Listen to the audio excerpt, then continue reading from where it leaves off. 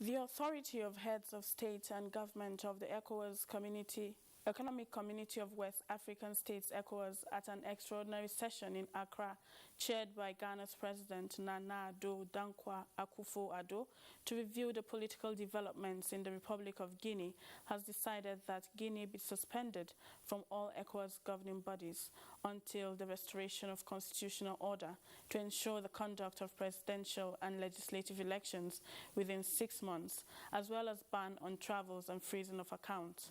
The summit, attended by various presidents that include Vice President Yemi Osinbajo, condemned the coup and wants the immediate and unconditional release of President Alpha Condé. The leader's decision followed the report on political transition in the Republic of Mali presented by the mediator, former President Goodluck Ebele Jonathan, which they commended as they frown at the political instability in Guinea.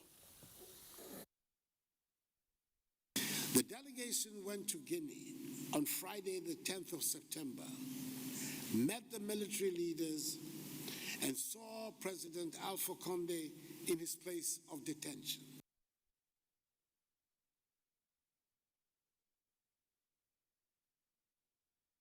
Former Minister of Aviation Femi Fani-Kayode has defected to the governing APC from the People's Democratic Party. President Muhammadu Buhari has formally welcomed Chief Fani-Kayode in the governing party. State House correspondent Adamu Sambo reports. Hitherto regarded as the foremost critic of the president and indeed the governing APC, Chief Femi Fani-Kayode was received by the Nigerian leader behind closed doors. He was accompanied to the State House by the chairman, caretaker, and extraordinary convention planning committee of the APC, Governor Mai Mala Buni of Yobe State and his Zamfara State counterpart, Bello Muhammad Matawali. After the engagement with the president that lasted about 30 minutes, the chairman, APC caretaker committee, and Yobe State Governor Mai Mala Buni spoke to newsmen. We are here to present our newest member of the party to Mr. President and leader of the party, Chief Femi Fani-Kayode, in appreciation and understanding of Mr. President's vision and magnanimity. How did the president receive him? No, he received him very well. And, Mr. President is a magnanimous leader who shares his vision with anybody who is looking towards greater Nigeria. So he's happy and he received him very well. He commended his courage. Why APC, sir? But why not? The point is that I felt that this was the appropriate time to do the right thing, to put Nigeria first, and to appreciate the efforts that have been made, particularly in the last couple of years, in terms of security, fighting insurgency, fighting terrorism, and most importantly is the appreciation of the fact that we must remain one as a nation, build bridges, work together to move the country forward. It's very, very important for us to appreciate the fact that when we see that there are good things that are happening, we appreciate those good things. It's not always negative. And when the time is right, we change direction to join forces and join hands to move the country forward. And doing this doesn't mean we're enemies to anybody.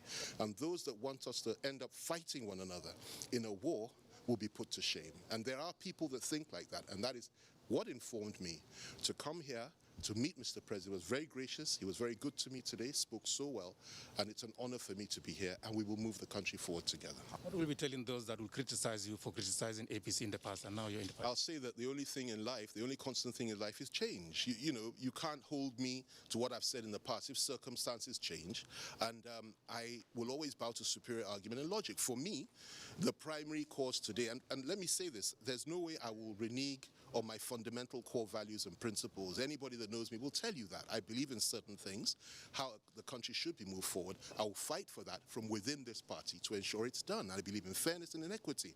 But the most important thing for us today is this: we must not allow our country to fall apart based on disagreement and misunderstanding amongst one another. I'm part of all the process, and I thank God for his courage. Very reputable person and a man of his word. He promised that he's going to come together with me. But due to some circumstances, when I come in Zamfara, he intends to do his own here in Abuja, which today we are here, and he has fulfilled his promise. Chief Femi Fani-Kayode, who said he was instrumental to the defection of some PDP governors to the APC, gave a hint that many others are on their way into the governing party. From the State House, Adamu Sambu, NTA News. The national body of the All Progressives Congress APC News Online team has commended Ekiti State Governor and the Chairman Governors Forum, Dr. Kayode Fayemi, for promoting the agenda of the party, which are made manifest through infrastructural development in primary and secondary schools aimed at improving standard of education in the state. The APC group, led by Dr. Thomas Ohekire, gave the commendation while on an assessment tour of projects executed by the state government across public schools in the state. Kola Adebobuyi reports. Projects inspected include the newly constructed model schools in Ado-Ekiti by Governor Fayemi with the state-of-the-art facilities to promote conducive learning environment for quality education. The team was also at Ikere-Ekiti, Ifake-Ekiti, Ora-Ekiti, and Ido-Ekiti to get first-hand information about achievements of the state government on various schools' infrastructural projects, especially on federal government's intervention in Subek School reconstruction and renovation.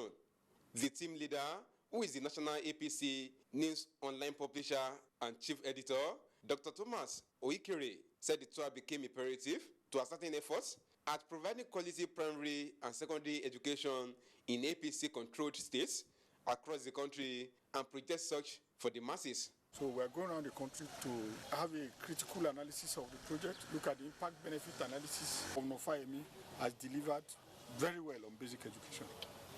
The results are there for you to see. The team is expected to make their recommendations known to appropriate authorities, as well as provide alternative supports on basic education for the betterment of the sector. In Ado-Ekiti, Kola Adebobuyi, NTA News. Plateau State Director of the National Orientation Agency, Nayak Zinkat, has advised youths to embrace federal government's empowerment programs to improve their well-being. The advice is coming on the heels of the recent crisis, which led to wanton destruction of lives and property. Abba Abubakar Yakubu has the report. The State Director stressed the need for them to put in use their talents and energy in useful ventures to be self-reliant. We have so many programs by the federal government that can, improve their economic well-being. That you should not continue to wait that we want government to give us employment. Rather, engage themselves in some of these programs. We have the Empower program by the federal government. Other programs like in the social investment program, trader money, market money, agricultural money, and this one is ongoing. It's ongoing now. They're doing the registration. He says Nigeria, one of the most populous nations in the world, has youths as the backbone to the growth and development of the country. Mr. Zinkat also notes with displeasure the participation of some youths in violence and other criminal acts, which he says has negative impact on their future as citizens and leaders of tomorrow. If you are to contribute to a nation, the development of a nation, you cannot in any way be part of these things because these things are unproductive.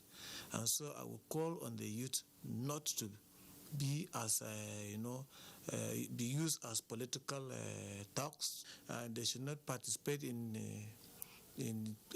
illicit drugs and other vices that are, very, very inimical to the society. As vanguard of peace, he advised youths to be agents of peace and development. In Jos, Abba Abubakar Yakubu, NTA News. Nigerians, home and abroad, must complement the security efforts of the federal government to fast-track peaceful coexistence in the country. Emmanuel Akila reports that this is the consensus at the end of Northeast Peace Summit by the World Organization of Ambassadors Argentina, an international non-governmental organization held in Gombe. The report.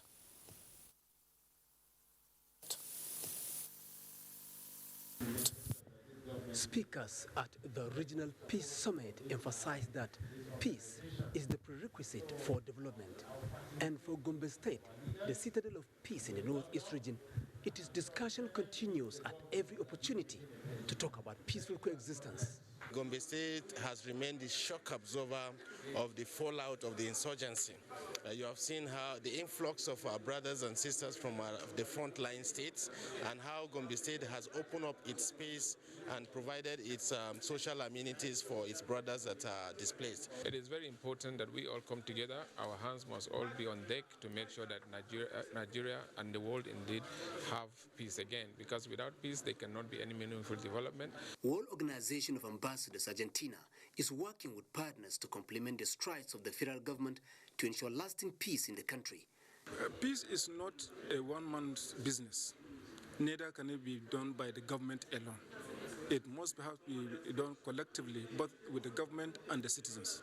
Discussions on peace at any fora in Nigeria have always received the blessings of religious leaders who admonish the followers on tolerance and peaceful coexistence. Nigerians who distinguish themselves in the promotion of peace receive different awards of excellence as moral boosters towards greater performance. In Gombe, Emmanuel Akila, NTA News. We'll take a break now. Panorama continues shortly. The vaccine offers hope for a safe country free of coronavirus. I urge all state governments, traditional and religious leaders to take the lead in the mobilization effort within their environment and spheres of influence. I similarly urge all eligible Nigerians to present themselves and be vaccinated in accordance with the order of priority already mapped out at the various authorized designated centers only.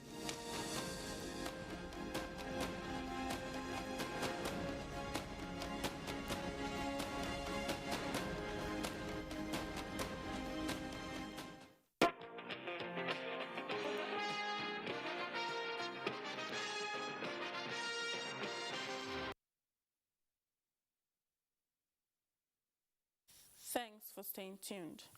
Federation of Muslim Women Association of Nigeria, FOM1, has expressed concern over incessant just crisis, calling on stakeholders to redouble efforts towards achieving lasting peace. This was at a workshop attended by representatives of the various ethnic groups in Jos. Sadat Mohammed Kafa reports. With the theme, promoting social cohesion, freedom and mitigating community disputes without degenerating ethno-religious conflicts, the workshop discussed ways of ensuring lasting peace among the various ethnic groups on the plateau. The Amir of FOM1 says the workshop has become necessary following the need for adherents of various religions to coexist peacefully as people from the same family. She advised parents to pay more attention to the upbringing of their words and preach peace at all times. People listen to their faith leaders. So we are doing this to intensify the preaching of promoting peace by faith leaders. Special advisor to the governor on social investment program applauded Governor Lalong for adequate management of the recent crisis, calling for mutual understanding of all for lasting peace in the state. Remind each and every citizen of Plateau State that we hold our peace in our hands. The security will play their role, governor will play his role, international partners will play their role, but they will all leave us as citizens, and we hold the peace.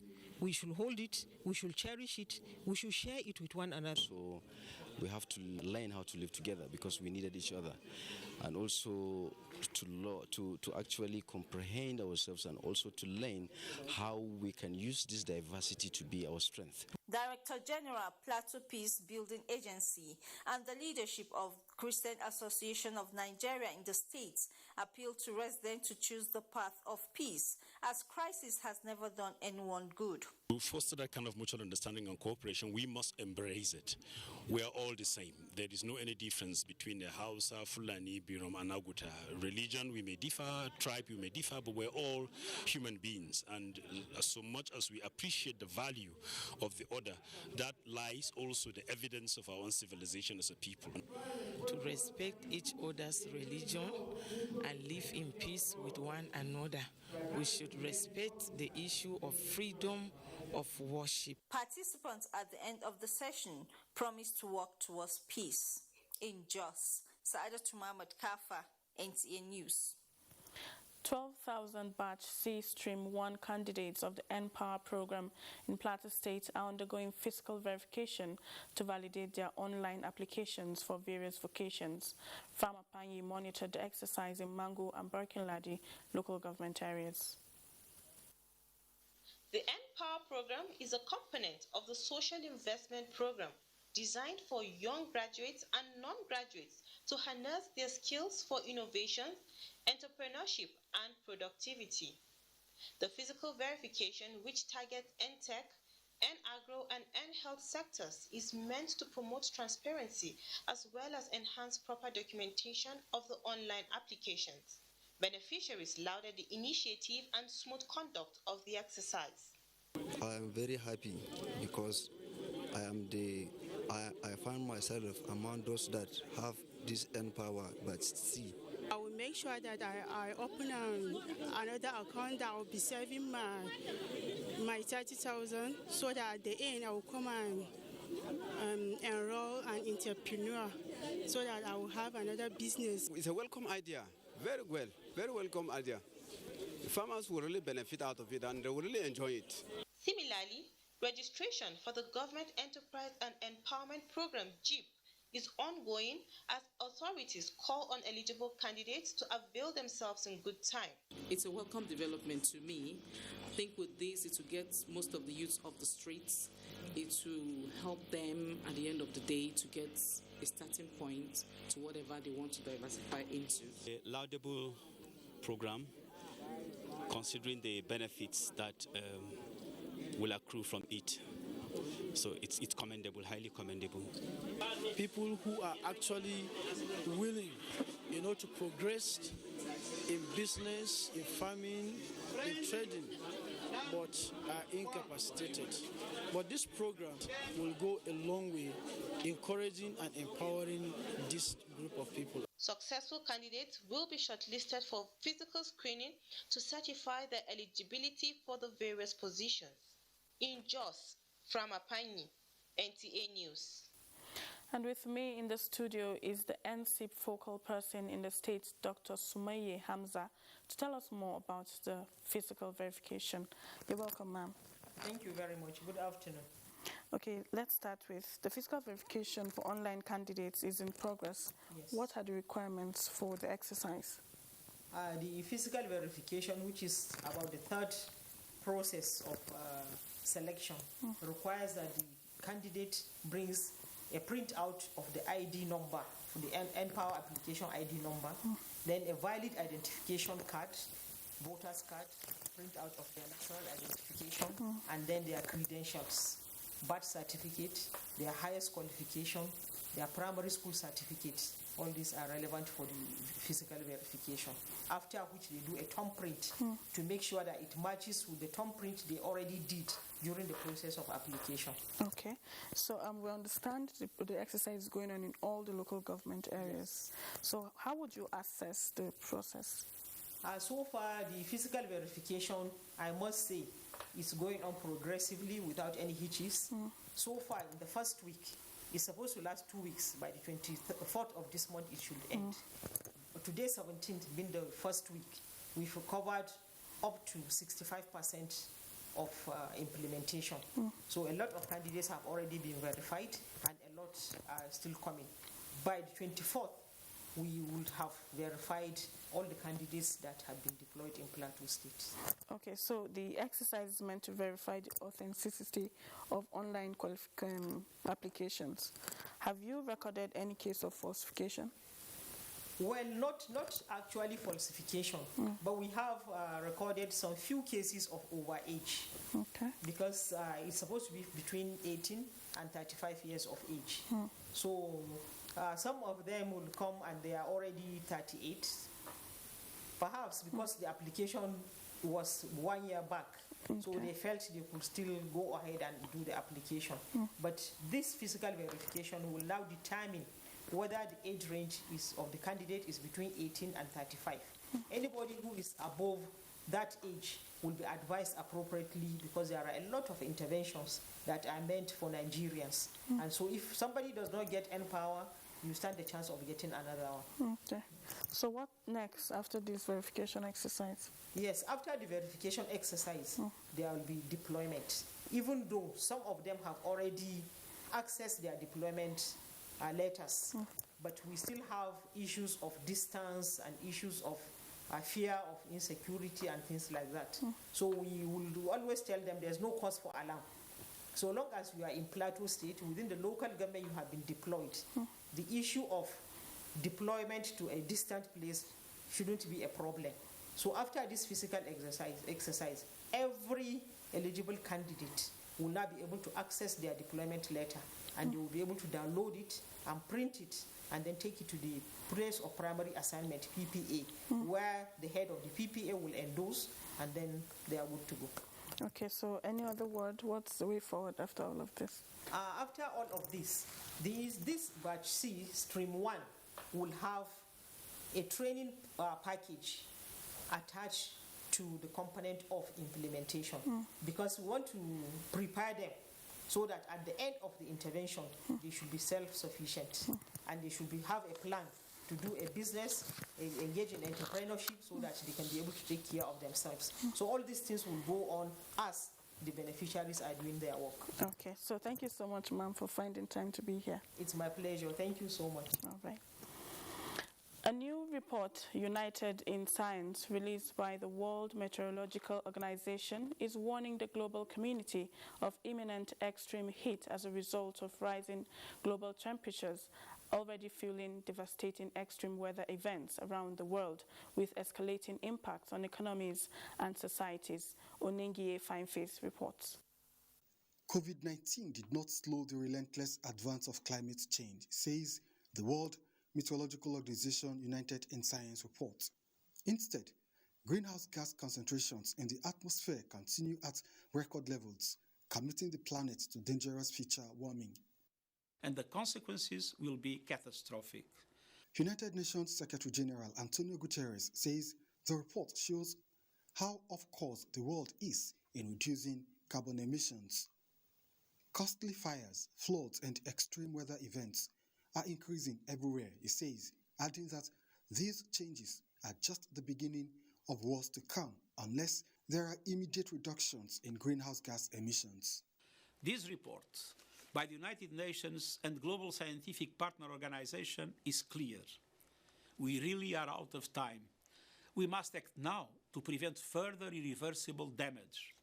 It is urgent that we step up efforts to protect people and their livelihoods, particularly in the most vulnerable countries that have been hit simultaneously by climate disruption, COVID-19, and crashing levels of debt. Meanwhile, in the build-up to COP26, UN Secretary General and Prime Minister of the United Kingdom, Boris Johnson, will hold an informal climate leaders roundtable on climate action Monday, 20th September. The roundtable is to address the gaps that remain on the actions urgently needed from national governments, especially the G20, on climate mitigation, finance, and adaptation. Onengie Fineface, NTA News.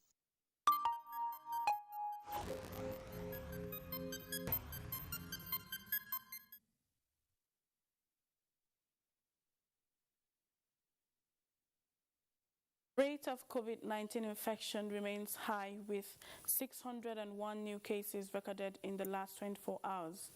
In the latest figures released by the NCDC, Lagos State still maintains the lead with 173 new cases, followed by Edo with 97 cases, then FCT with 68, Rivers 50, Delta 45, Kaduna and Ondo states recorded 28 cases each, while Akwa Ibom has 25. Bayelsa and Imo recorded 16 new cases each, Plateau 5, Anambra 12, Ekiti 11, Cross River and Oyo has 6 cases each, Gombe 3, and Benue 2. So far, Nigeria now has a total of 200,957 new confirmed cases, out of which 189,346 cases were treated and discharged, while 2,647 deaths have been recorded in the 36 states and the FCT. Clement Olomutoba is our guide on sports update.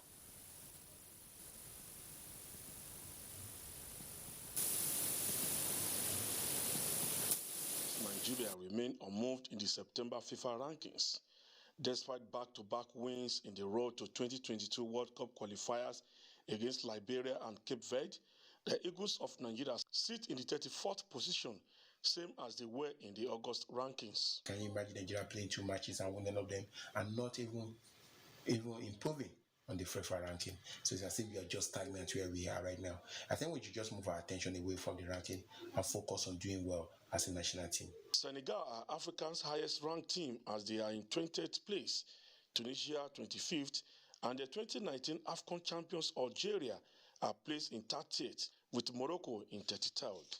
12 contestants from 10 states have arrived Abuja ahead of a one-day Taekwondo Youth Invitational competition. The event, which was sanctioned by the Nigerian Taekwondo Federation, will involve 36 fights in a round-robin format across 2 weight categories. The athletes can get a lot of competitive experience and the fans can enjoy the ambience. And I thought that we can have a lot of this kind of format. It can even happen every other month and it's going to be very beneficial, especially for grassroots Taekwondo tournament. And finally, Nigeria and Africa table tennis man of the moment, Aruna Quadri, has disclosed that his recent achievement will serve as a big motivation for Nigeria and African players. The Olympic star earlier in the week broke the African record in the ranking as he climbed up to 15th position in the latest ITTF World Ranking. No African players have ever rose to 15th position. Egyptian international Omar Assa held a record of 16th position, which he achieved in 2018. Haruna got to the quarterfinal of the Rio 2016 Olympics, while another African went ahead to achieve a similar feat in Tokyo 2020 Olympics. Clement Olorutoba, NTA News. That's it on Panorama today. Remember to stand with NTA in the fight against rape and rapists.